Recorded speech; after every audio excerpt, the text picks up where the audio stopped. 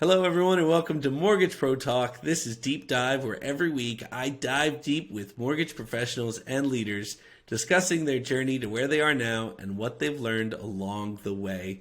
My name is Dan Cooley, and I am thrilled to be joined by Josh Purvis, who is a branch manager at Princeton Mortgage. Josh, how are you doing today? Doing great, Dan. How are you? I'm doing awesome. Like we were kind of chatting before recording. It's getting nice and cold up here in New Jersey. So maybe white Christmas. We'll see what happens. We'll see what happens. And where are you based out of? Knoxville, Tennessee. So no snow here yet, but hopefully we might luck out and get a white Christmas. We'll see. Fingers crossed for you. Fingers crossed. And we're recording this in December, in case anyone's listening in like August. Right. Like, what are they talking about? Yeah. So Knoxville, Tennessee. Is that where you were born and raised? Yeah, so just outside of Knoxville in Maryville, Tennessee, which is just a smaller town, but grew up on 40 acres there. Wow, very nice. What was that? This is almost like we might just cut this from the pod. I don't know, because I'm about to like that's like my dream. My dream is living on a piece of land, and really having the ability to like stretch your legs without leaving your property. What is that? What was that experience like growing up in that And environment? it was incredible. It was a hard adjustment to have to leave, something like that after I moved out of the house. Because, like you said, it's just you walk outside, and I mean, it was 40 acres of mainly mountain land. So, you just go hike through the woods, but you're hiking in your backyard as opposed to having to, drive an hour, hour and a half to go and get some really good trails. That must have been So, such an interesting experience in terms of like just yeah, like you said, when you moved, it's like, all right, I live in an apartment now. Uh, right. Yeah. so so what was that? What was it? What you give us a little bit of a taste, but I guess can you describe your childhood for me? Family, all of that. Yeah, so I mean, I was outside all the time. Grew up with a little sister, and I mean, we were just outside all the time. Friends would come over to our house all the time because, of course, we were the kids with 40 acres of woods to run around in. And, I mean, just very, very adventurous upbringing. Like I said, we were outside all the time. I would kayak, mountain bike, just everything I could outside, really. Yeah. So do you happen to remember what you wanted to be when you grew up? I What was like the first thing you remember? Like, oh, this is what I want to be. the first thing I remember, like, oh, this is what I want to be, was an architect. Was the first thing that I thought of, and then I started realizing, oh, if I'm an architect, I'm going to be behind the desk all the time, and I don't want to do that. And I grew up being in the outdoors all the time, so I was like, could I really be behind a desk? Because that sounds like school, and I don't want to do that. And so then I thought about going into the military, and then I wanted to start flipping houses was one thing that I thought of as well. And, because it'd be something more hands on, be able to stay active. You're driving around a bunch of different places. And then I stumbled into the mortgage business and ended back at a desk job. So, yeah. Before we move away from it, I'd love to know like what about architecture speaks to you or spoke to you. So I was a big art student growing up. Like my senior year of high school, we had 5 classes. 3 of the classes of the day I was in the art room, between photography, painting, and sculpture. So art is just something that always really interested me. And then I had always loved houses as well, and it just seemed like the best thing to do to combine the two, and it was interesting, it was challenging, it was something that I could see myself, really enjoying, in the future. And then I realized, that there was a lot more computer programming and math involved in architecture, more so than a lot of like art and design. And there is a lot of art and design as well, but it was almost like, oh, do I really want to be like almost like an engineer drawing stuff, and I found out that, just for me, it wasn't going to end up being for me, you know. I think that I almost asked too because I wonder if and maybe I'm being so my background is the arts also. I just wonder if maybe I'm being a little too artistic in my thinking where I'm like, oh, you were out in nature, seeing shapes and how they come together, and you want to like, you're like a young Frank Lloyd Wright walking around, going, I will turn this into homes for people. Right. So again, maybe I'm off. Maybe you're just like, no, I like drawing and this is a good way to make money at it. Yeah. But that's very cool that, I think that's such a hard thing too, is like when you realize, hey, this thing I think I really like for these reasons, I don't think it's realistic for me. How do I then pivot that into, finding something that I find fulfilling? For you find the mortgage industry. What was that journey like? How did you, like, what led you here? Yeah. So, like I mentioned earlier, I just kind of stumbled into it. So it was actually my mom had ran into an old dance teacher of my little sister's at Kroger one day, the grocery store, and they just got talking, asking about what I was doing and everything. And at the time, I was working at the airport, and a few other jobs, just doing odd end jobs here and there. And I was working on the tarmac, so loading luggage into planes. And she had said, yeah, he's just working at the tarmac, he's loading planes and everything. He's looking for something else. And my sister's old dance teacher said to my mom, oh, he should meet with my husband. He's in the mortgage business. He'd love to talk to him, and just maybe give him some life advice, And so I went and met with him, got talking to him and everything, and we hit it off, talked for a few hours, and about 6 months went by, and then he reached back out to me and offered me a job as a cold caller. So just, coming in, counting the phones, calling as many leads as I could, probably I was doing about 200 to 250 calls a day. And, Wow. just from there, worked my way through that company up to vice president of sales. And that was the last company that I was at before coming and joining Princeton. Wow. I think I've heard a lot of really great stories about just something that I think the misconception right now is that the idea of like joining a company and working your way up or building a career out of it is like, for lack of a better word, dead. Like, this idea that it's like everything's gigs work or like hop around all over the place, or, you do a job for a year and a half and then you move on to the next position. And there's something nice about hearing like, yeah, I started as like, whatever, a cold caller, like, no disrespect to anyone doing cold call. Cold call work is hard work. You're calling people that don't necessarily want to speak to you, to vice president of sales. I mean, how long, like what period of time was that? And forgive me if you already said how long did it take you to go from cold call to vice president? So I was with that company for a total of just a little over 5 years. And I want to say it was like 3.5 years in whenever I became VP of sales. I'm trying to remember back, but yeah, I think about 3.5 years in. Impressive though.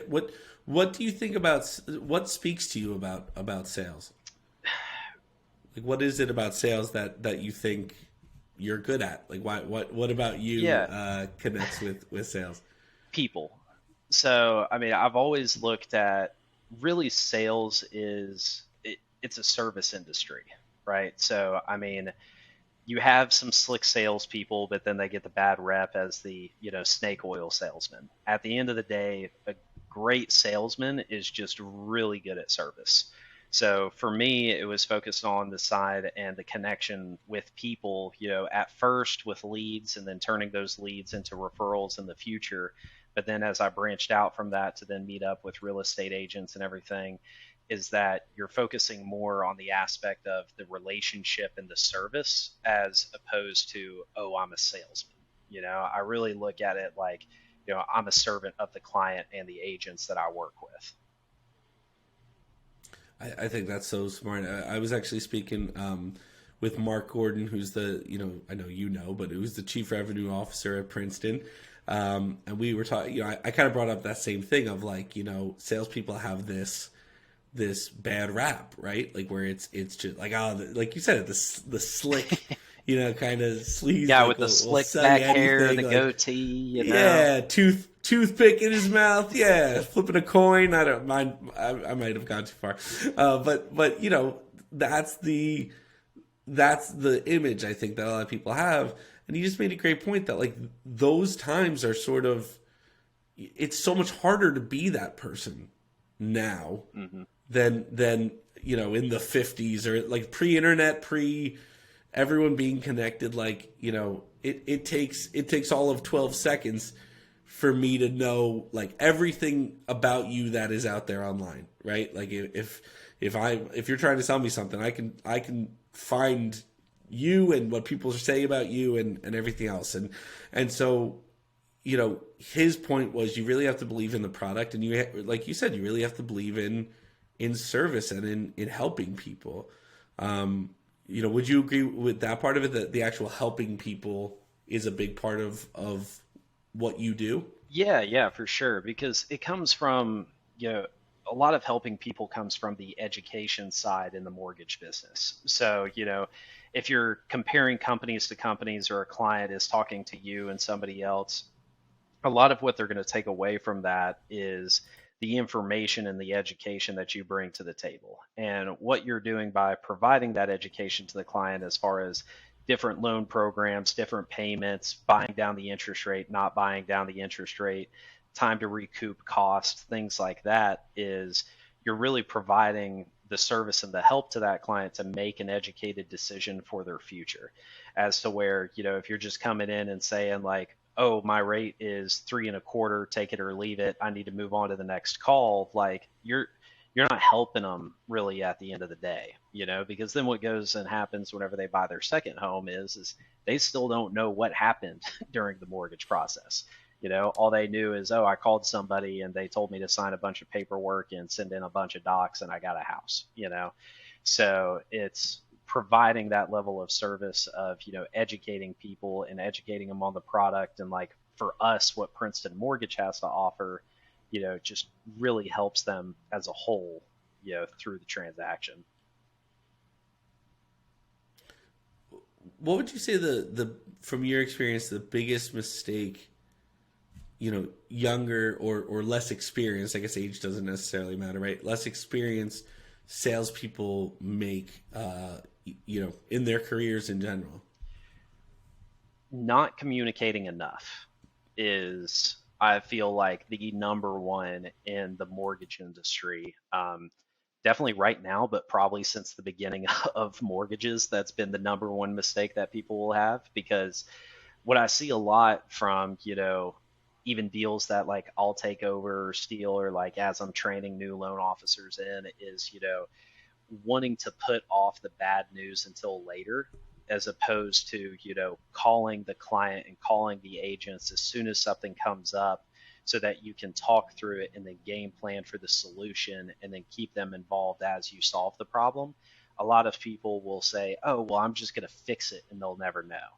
But then what happens is, if you try to fix it and they never know, well, then you could get down to the wire, a few days before closing, and it's like, oh no, like this is still an issue. Now I have to update everybody, and then everybody's upset because, this issue is coming up the day before closing or a few days before closing.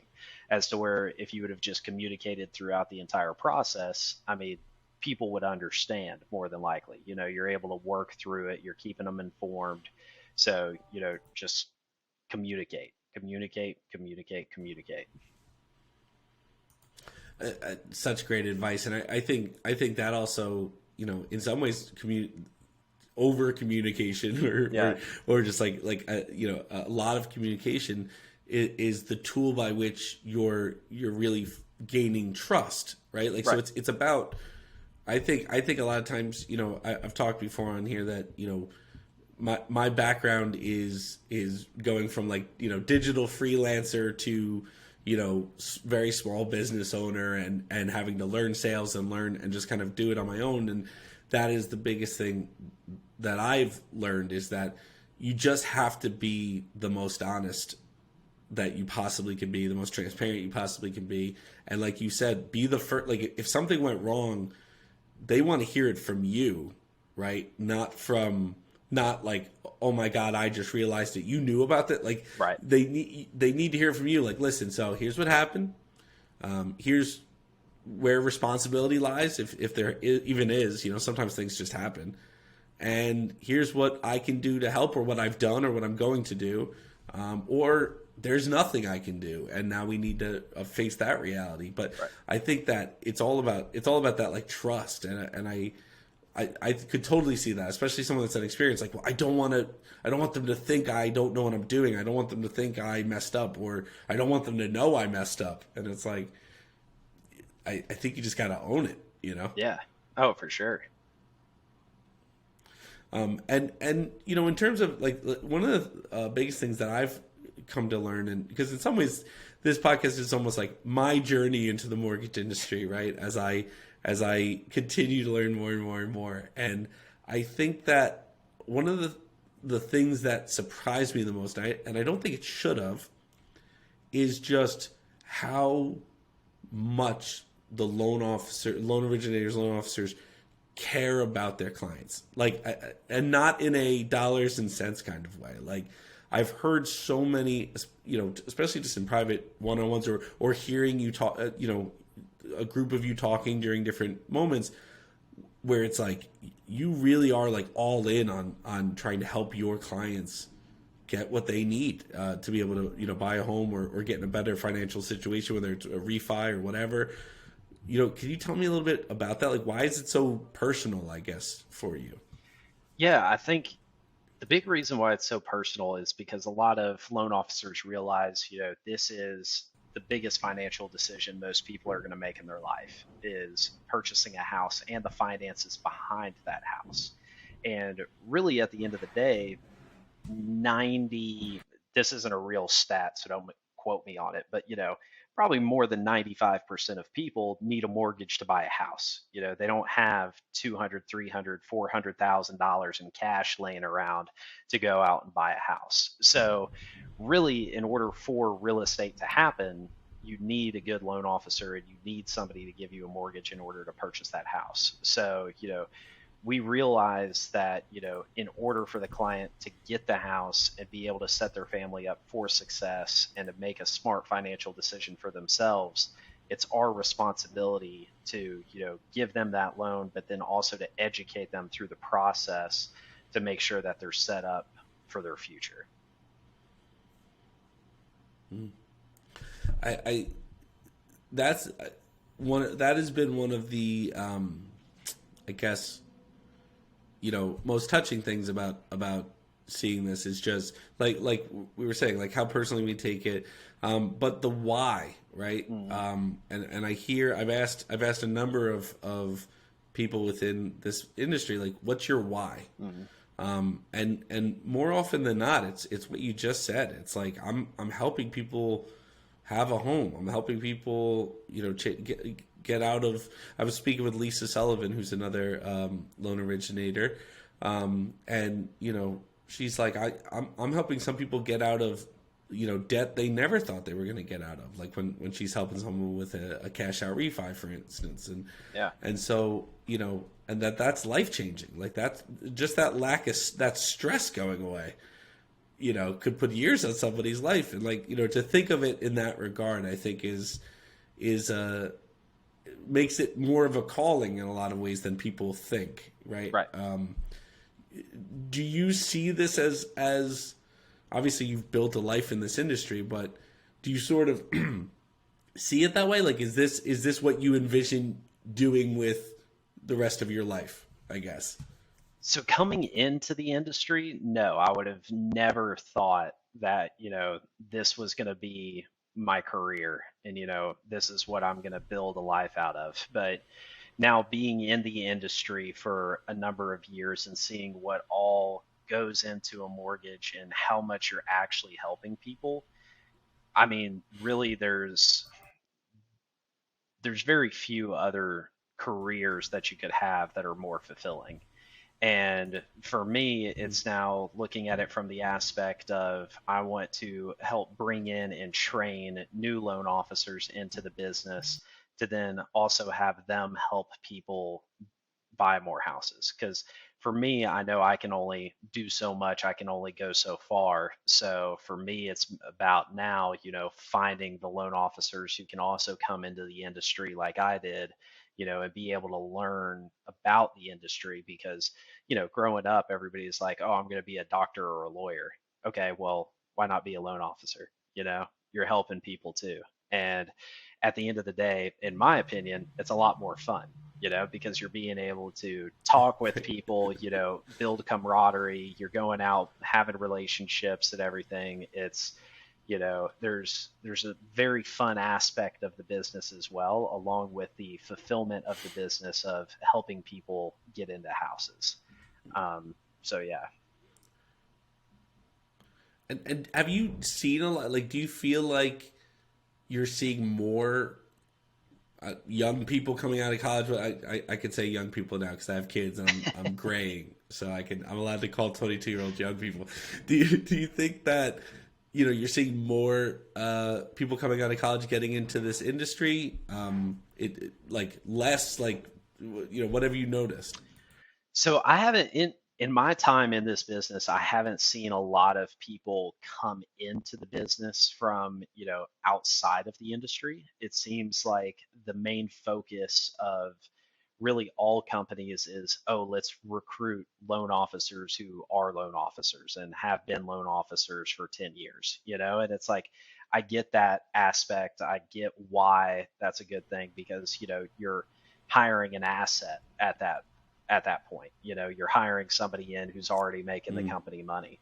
But what I look at is whenever I see people that are coming into the industry, they're brand new and green in the industry, the majority of the time they're going into companies that operate a little bit differently than like what Princeton or some other mortgage companies would. So like your green people are going to, Rocket Mortgage and to Loan Depot, and they're going into the call centers, which that's where I started. I started in essentially a call center. It was just a one-man call center, so, but I mean, I get the aspect of, why that's a good entryway for people into the business, but I also now from going through it and being in it can see other ways that, we can get people into the industry, green people into the industry, and train them through the process of how to build the relationships. Because really, at the end of the day, as long as you're good with people, you can be successful in this business.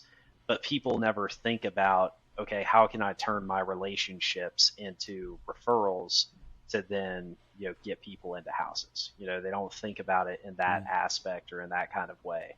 So I think that there's a great opportunity for young people to become involved in the industry and train them up to be able to help more people. And let's be honest, mortgage is a dying industry in the sense of the sales force of mortgage loan officers is extremely old.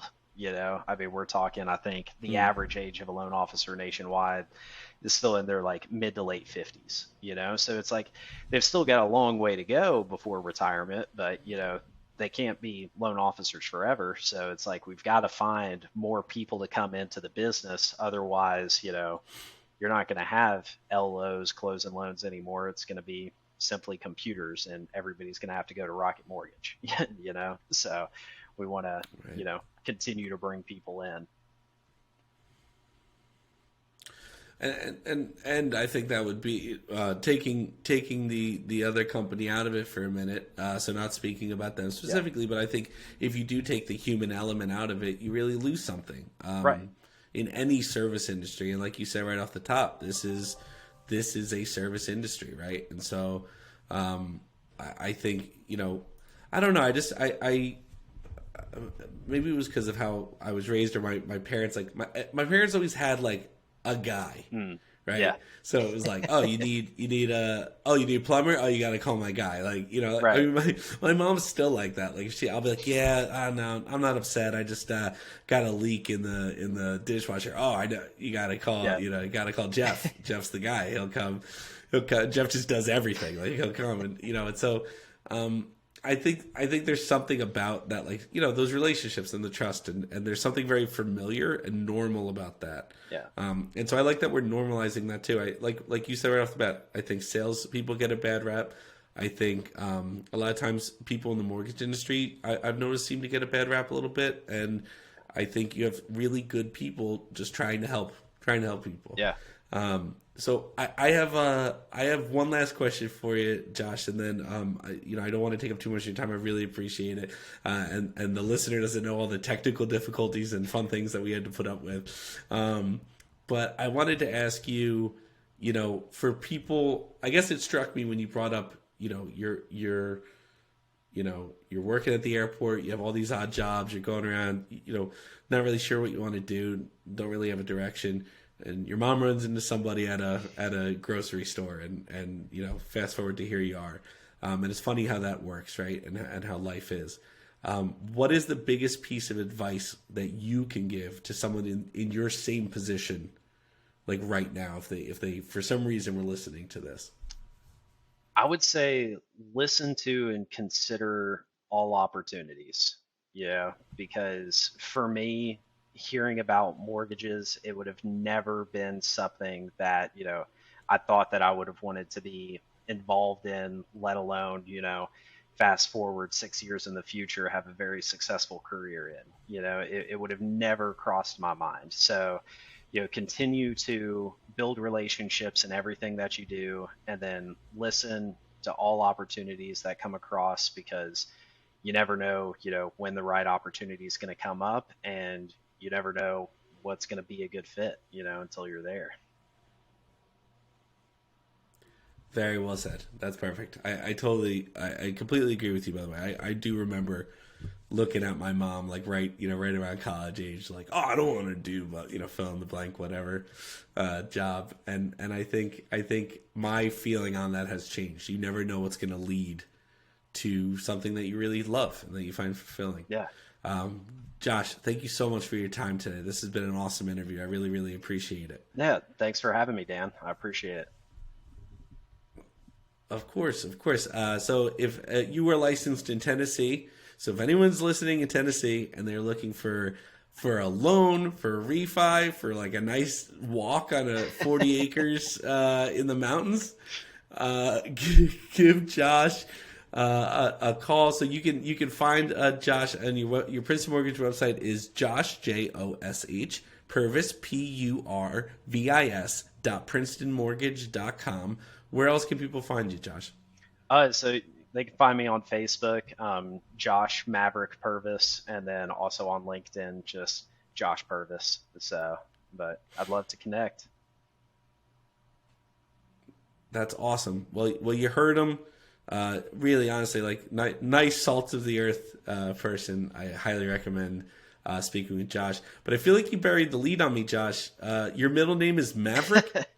So actually, it's not my middle name; it's my trail name. Because I grew up in the woods, I also, after high school, took a gap year, and I hiked the Appalachian Trail for the first 4.5 months after high school. I did it southbound, so from Maine to Georgia, and yeah, so my trail name was Maverick. So we're about to redo this whole podcast and just make it about that.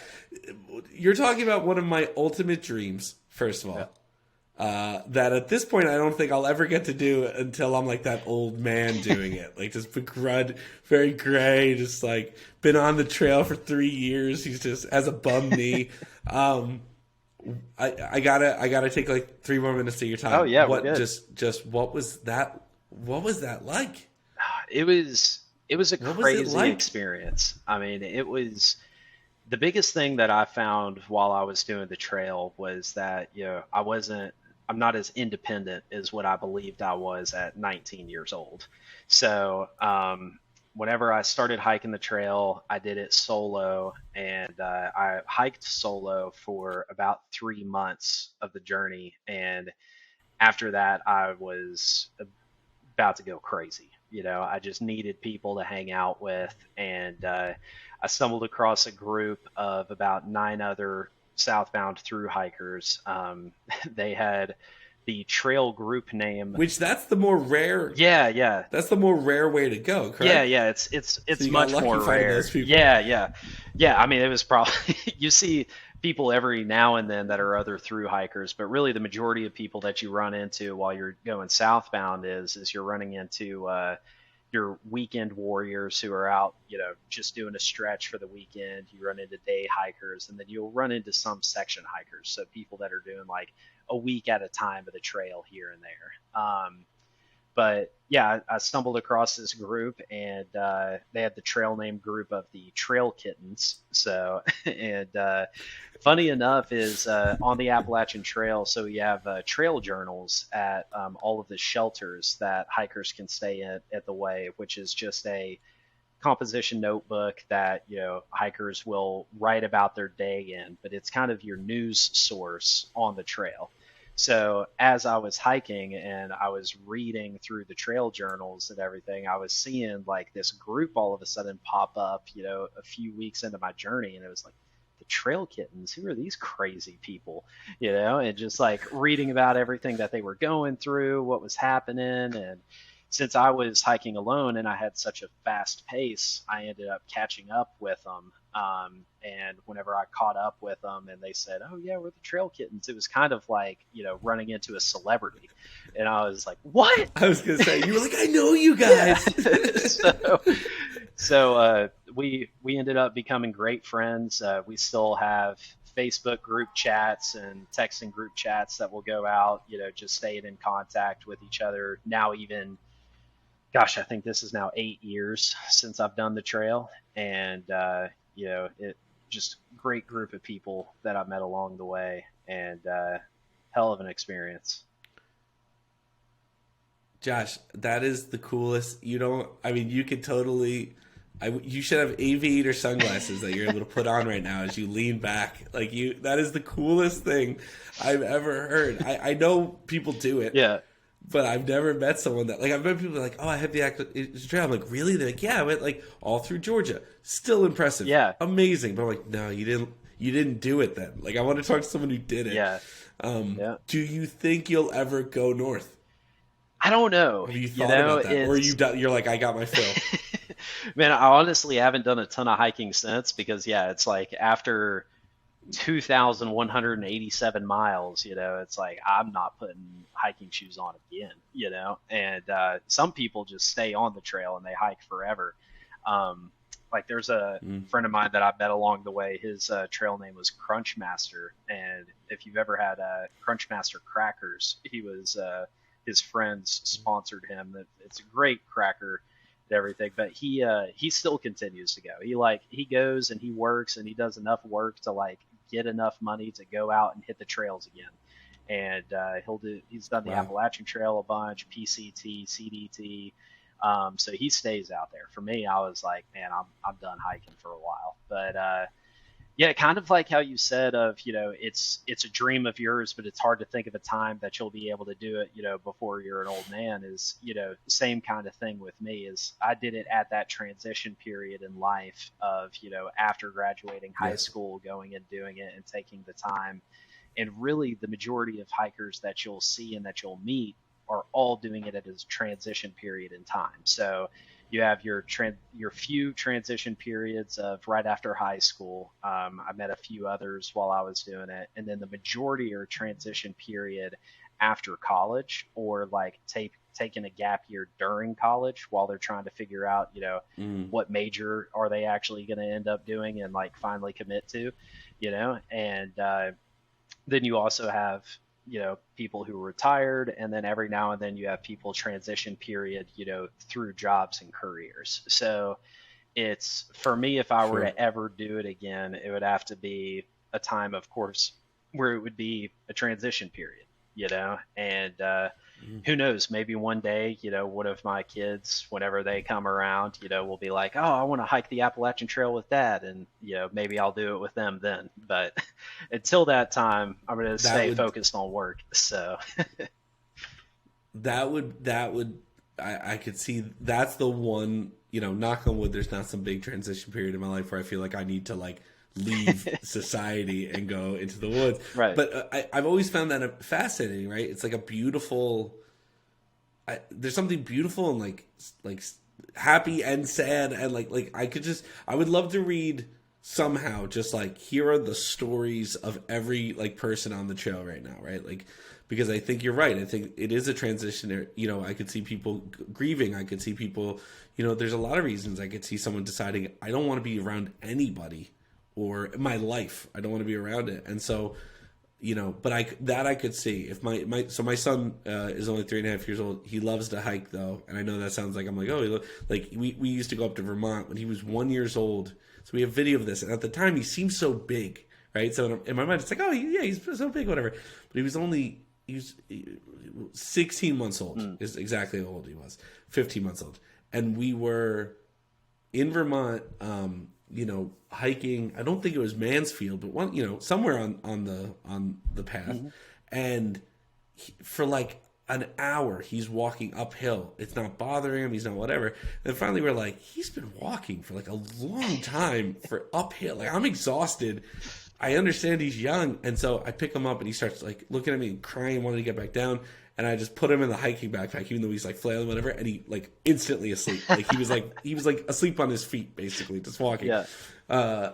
But you know, I just think I could see him. He loves being on trails. So if that is one I could see. Like if he looked at me and went, I want to do this, but I don't want to go alone. Like I want you to come with me. I could see myself going, all right, like it's time. Let's do it. Yeah. But ton of respect, Josh. A ton of respect. Very, very cool. I'm going to cut out the rest of the podcast. In fact, when I ask you, hey, what's the one bit of advice you have to young people? I'm going to cut this in. Do this part. I'm going to cut in. Go hiking on the Appalachian Trail. Do the gap year. Yeah. Honestly, I mean, it was the best thing that I could have ever done was taking that time, you know, taking that year to just, you know, stop, figure things out, you know, and hike the trail. And, you'll appreciate this, you know, talking about your son loving to hike. So the year that I did it in 2013 was also the year that a thru hiker by the name of Buddy Backpacker did it.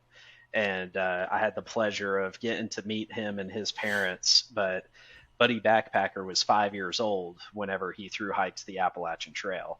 And up until I think it was last year or the year before, there was another younger thru hiker that beat his record more recently, and she hiked the whole thing in I think a 2.2. And but yeah, there's some young people that, you know, hike the trail too all the way through, and it was amazing hearing about Buddy Backpacker and his story. And he would hike the whole thing and they would get to camp and then he would want to play tag with everybody that was at the camp. Like he still had energy somehow. So everyone else is like exhausted. Like, no, we're asleep. Go play somewhere else, you know? It might be the perfect time to do it. It's like you have very few inhibitions. You're like, yeah, I'll go like to the bathroom over there. I don't care. That might be like the ideal time to do it. That is so cool. What a cool story. Yeah. Well, Josh, thank you again. Thank you so much for your time. Yeah. Oh, my pleasure. You know, and all the best. Thanks, Dan. Appreciate it.